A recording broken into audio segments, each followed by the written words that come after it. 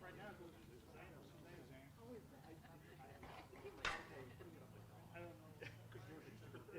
It's the full like word on her thing. Yeah. It bounced, yeah. So we'll see. Yeah, it bounced that movie. You can track it. Shouldn't space for her over. Let me put it this way, I got a towel on here. I got a towel right there. I like Brian. You can make calls like here. I live with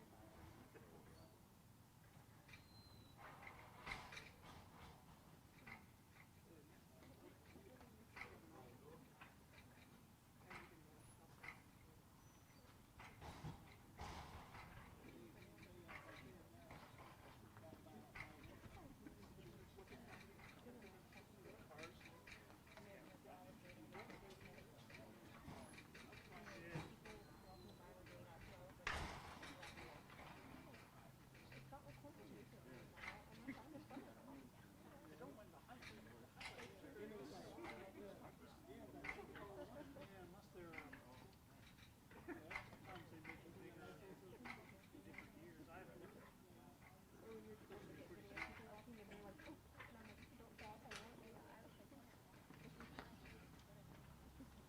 Yeah, that would be great.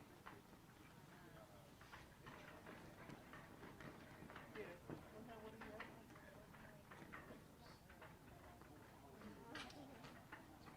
I just know he'd scare me to death if I pulled off behind him in the garage. He really is there.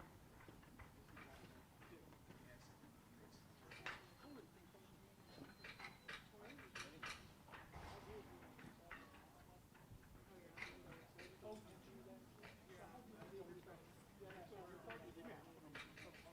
doesn't matter to me. I guess I'll put their flag on. I didn't know you were shooting for them. Yeah, I wondered where they were this week. they wanted the best. Oh. There wasn't no rookie reporter. Yeah. Yeah.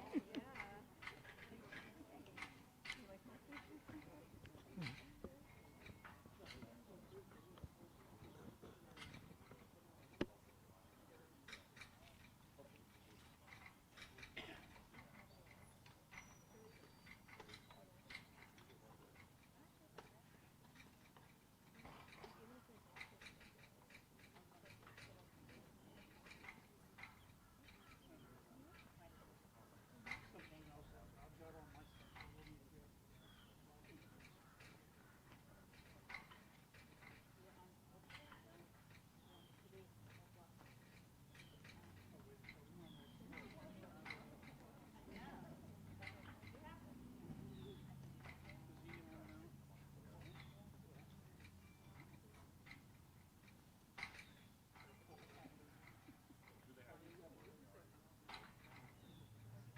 Does he want to know?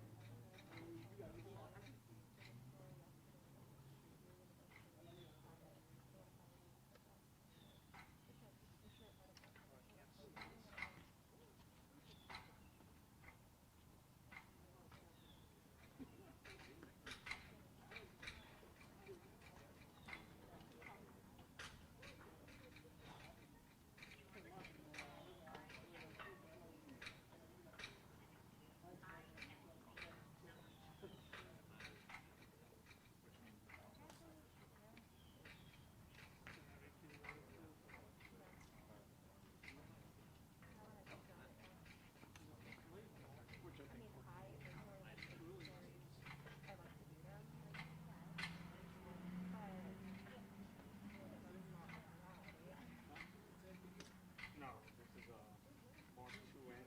It's about Oh, there is no. yeah, it's been about 15 years old. Yeah,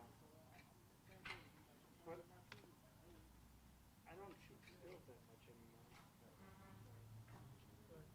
I do a lot more video. Yeah, for the most part, yeah.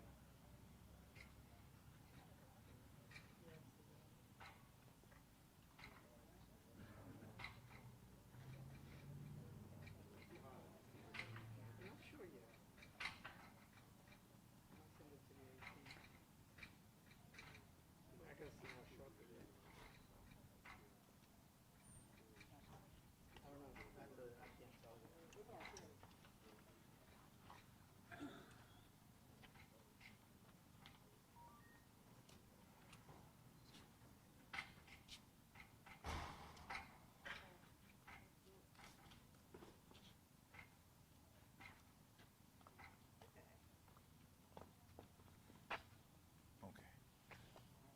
Good afternoon, Lee Merritt on behalf of the family of Ahmaud Arbery. This case is about what happened on February 23rd of 2020. We understand that hearings like today, where the defense gets to try to offer evidence to begin to make their case for their clients is necessary, but it has been a difficult process, a draining process for this family, where they attempt to bring in all kind of evidence of things that have nothing to do with February 23rd of 2020. So we are content with the presentation of the prosecutor's office and the representation of both the law and what's relevant in the facts. We're looking forward to the decision on behalf of this court. At this time, we'll take some questions before we call it a day. Mr. Merritt, could you talk real quick about the defense attorney's claims that the jail calls that Greg and Michael said were busy that were misinterpreted by prosecutors? Could you speak to that real quick? Yeah, the jail calls are something that people who make the calls don't have, and this is what the court reiterated, they don't have a reasonable expectation of privacy. Everyone knows that if you make a jail call, those calls are recorded and can be used against you. In fact, there are several messages in the call itself, as it was played in open court today, that reiterated that these aren't private calls. And if you say things that are incriminating, they will be used against you. It was supported by the case law laid out by the prosecution. The exceptions that they tried to point to, I believe, will not avail before this court, and we're looking forward to the court's decision. Mr. Merritt, the judge is really hesitant about making a decision on the past acts by Ahmaud and on the mental health record.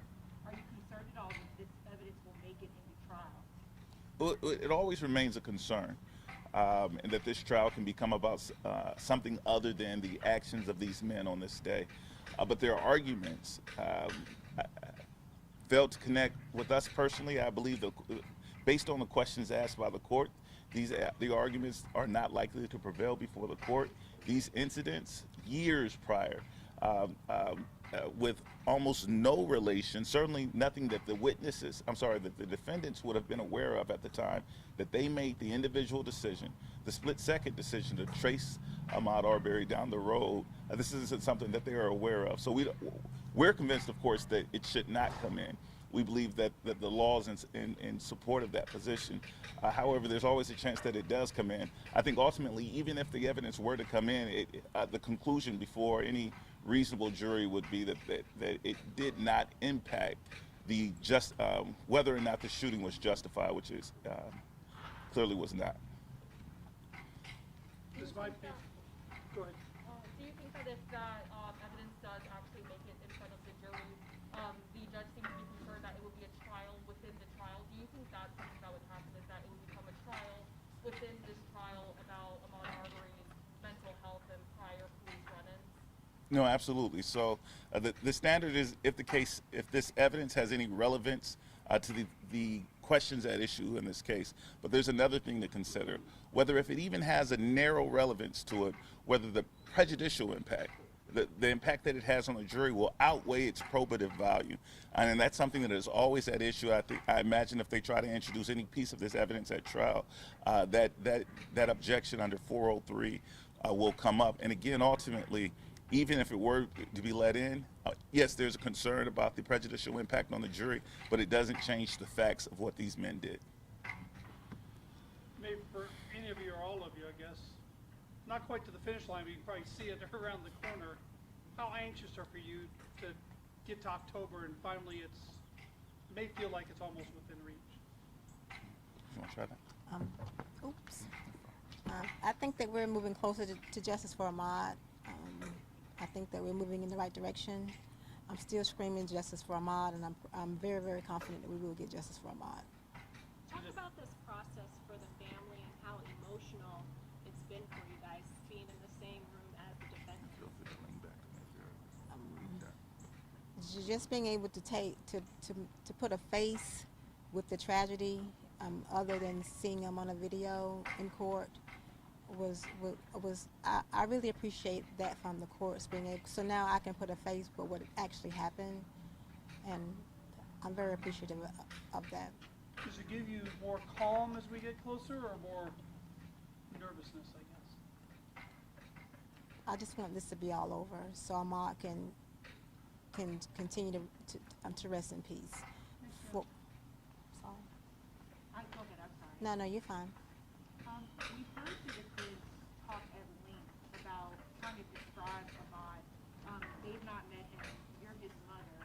Can you take an opportunity just to tell us some things about him that you would like for us to end the day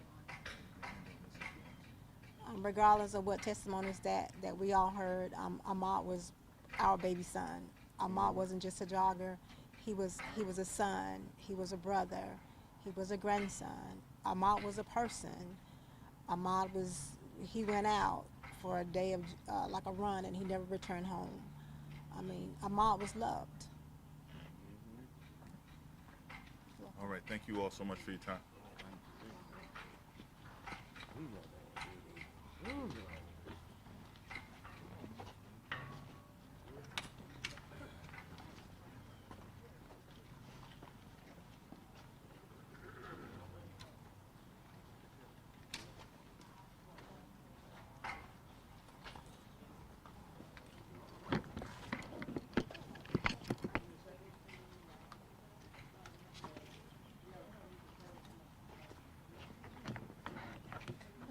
Lynn Brody's gonna come out and make a statement. Oh, is she? Oh.